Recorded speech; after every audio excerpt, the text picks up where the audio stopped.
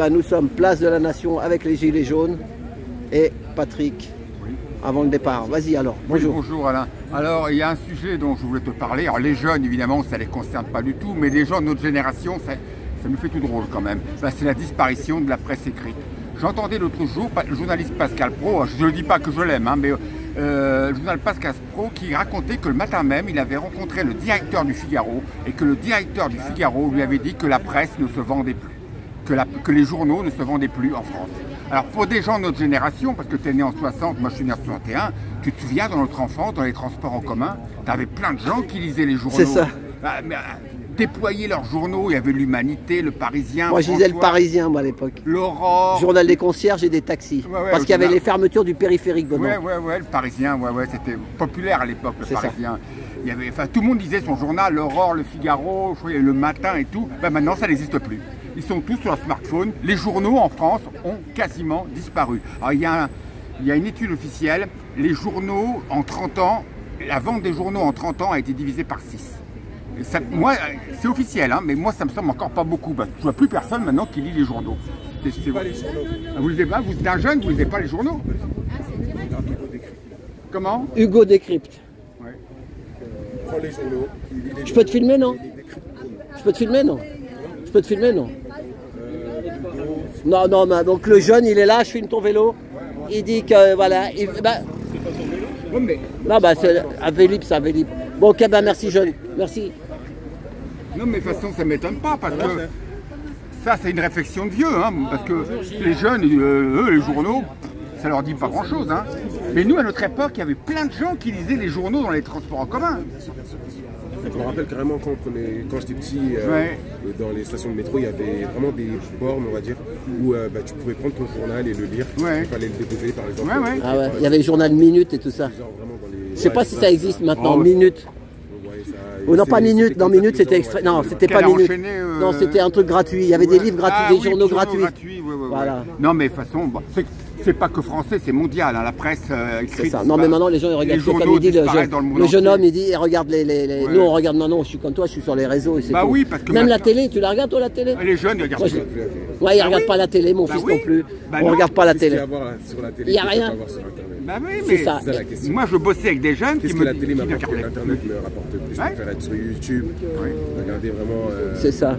Même les TikTok aussi, il y a des fois il y a de la merde, mais des fois il y a des trucs bien. Il y a des trucs bien. Voilà, t'as des gars, il y a des gars qui leur arrivent des galères. Vraiment en fait le truc c'est que c'est court. C'est ça. C'est en 1 minute on scrolle. Okay, là je vais te donner de l'info. Par exemple Hugo Décrypte, on va dire, un nom dans le journalisme. Hugo Décrypte c'est genre je monte sur un TikTok, il y a Hugo Décrypte, c'est boum, et je vais donner cette info là, il s'est passé ça entre Trump, etc. Tac. Ils me donnent l'info, ils me disent j'ai une sensation de ce que lui il pense de ça. Et il me laisse la réflexion de penser ce que moi je pense de ça. Et le journal en soi même, par exemple quand on regardait TF1, c'était vraiment, il s'est passé ça, c'est comme ça genre. Il y a une liberté d'expression par rapport au journalisme mais pas par rapport aux visionnaires. Et ça c'était dommage. Et je pense que aujourd'hui les youtubeurs et tous ceux qui se sont branchés les autres jouent sur ça et je trouve que c'est bon. Voilà. Ok, merci. Hein. Merci. Bah oui, les mondes changent, de toute façon. Hein. Le monde change en permanence, hein, on le sait bien. Hein. Alors qu'est-ce qu'il a dit Pascal Praud Pascal Praud a dit qu'il avait rencontré le directeur du Figaro le matin même, et le directeur du Figaro lui avait dit que les journaux en France ne se vendaient plus. C'est quand même, pour des gens de notre génération, c'est quand même très étonnant. Alors à quoi c'est dû? Au numérique, évidemment, à mon avis. Hein. L'info, maintenant, elle est partout. Elle est sur les portables, elle est sur les ordinateurs, bientôt sur nos montres. Voilà, elle est partout. Le papier disparaît. Hein. Voilà. Et les journaux papier disparaissent. Ça, c'est la principale raison. Il y a toujours eu, depuis la révolution industrielle, hein, des secteurs professionnels qui ont disparu, d'autres qui sont nés. Voilà. Ça bouge sans arrêt. Mais surtout les journaux et tout ça, la presse, ça appartient aux milliardaires. Oui, bien parce sûr. Parce qu'ils veulent dire ce qu'ils veulent. S'il y a quelque chose qu'ils ne veulent pas dire, c'est censuré. Hein. Le Parisien est financé par Bernard Arnault. Hein, c'est ça. Macroniste. C'est le propriétaire. Ouais. Ça. Bon, ça, plus grosse raison qui explique la disparition de la presse, les journaux. C'est évidemment la concurrence du numérique. Hein, voilà. Mais il y en a d'autres à côté. Je trouve que d'abord, la presse officielle a perdu beaucoup de crédit depuis quelques années. Hein, depuis la crise des Gilets jaunes, depuis le Covid, depuis la guerre en Ukraine, où elle a relayé les positions gouvernementales sans aucun recul et sans aucun discernement. Hein. Voilà, je ne vais pas reparler de tous ces événements, mais on a senti que la presse écrite, de toute façon, était aux ordres du gouvernement. Et ça a joué contre la presse écrite. Voilà. Ça, et puis aussi, à mon avis, il y a la baisse du niveau scolaire, hein, qui est la baisse du niveau scolaire en France, qui est relayée par tous les grands classements internationaux. Les jeunes sont de moins en moins éduqués. Le bac ne vaut plus tout ce qu'il valait il y a 50 ans. Hein. Donc, il y a des maîtresses, des institutrices qui veulent démissionner parce que c'est ce qu'ils leur disent, les gosses. Il y a ChatGPT, il y a machin, il y a plus, pour eux, il n'y a plus besoin de... Tout est dedans. Si voilà, tu regardes. Ouais, mais ton cerveau, il faut le faire travailler pour que... hein. Parce que sinon, si tu ne travailles pas ton intellect...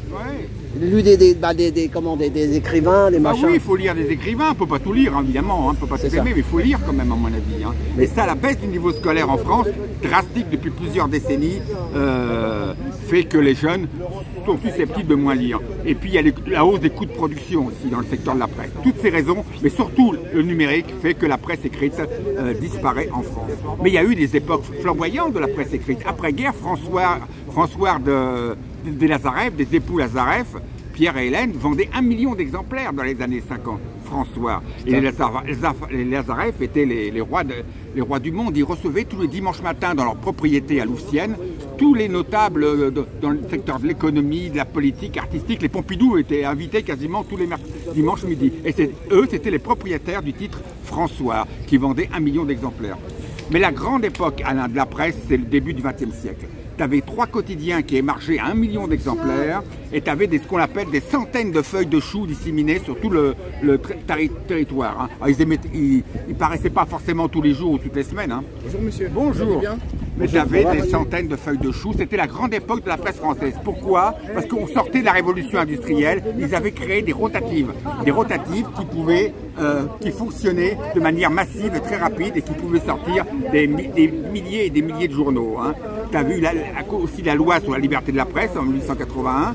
Les journaux étaient beaucoup plus libres parce que sous Napoléon III, ils étaient sévèrement contrôlés. Il y a aussi l'école obligatoire sous la Troisième République qui a fait que les Français étaient de plus en plus lettrés. Hein, on sortait de l'illettrisme. Hein, voilà. Donc toutes ces raisons, et puis la baisse du coût du papier aussi à l'époque, font que la grande époque de la presse, des journaux français, c'est le début du XXe siècle. Hein, voilà. Mais ce qui est fascinant aussi, les premiers journaux datent du début du XVIIe siècle, mais à l'époque, les techniques de l'époque faisaient qu'ils étaient peu vendus, peu édités et réservés à une certaine élite, hein, parce que le peuple était illettré à l'époque. Hein, voilà. Mais il faut quand même savoir qu'avant la presse, l'information circulait en France. Le peuple, moi j'ai lu des livres d'histoire, ils savaient ce qui se passait. Le peuple était essentiellement paysan. Et pourtant il n'y avait pas de journaux. Hein, il n'y avait pas de journaux. Ni de télé, ni de radio. Non, ni de radio, ni de télé. La France était... c'était la Malposte, ou tu sais, Voilà. C'était par les relais. La Malposte, voilà, c'est ça. Les relais de chevaux et tout. Voilà, c'est ça, la postale, tu sais, quand ils emmenaient le courrier d'une ville à une autre. Et puis, l'information circulait comme ça. Le postillon, ça s'appelait. Ouais. Le gars qui tenait le... Voilà, l'information circulait par ces gens qui voyageaient. Les artisans, les commerçants, les officiers ministériels. Tu sais, ceux qui font les tailleurs de pierre, tout ça, ceux qui ont des métiers, là, comment ça s'appelle? Les compagnons. Les compagnons, oui. Les compagnons, ils partaient de ville en ville et puis c'est voilà. Qui diffusaient l'information. C'est ça. Pas de journaux. Ouais, mais elle arrive en retard des fois. Les nouvelles, elles pouvaient arriver un mois après, quoi. Alors, et puis les gens discutaient, les bonhommes, dans les foires, dans les fêtes de village, dans les tavernes, dans les églises, comme ça. On parlait. Et l'information circulait comme ça en France. Et les peuples étaient au courant. Hein. Si le roi avait changé de maîtresse, il le savait.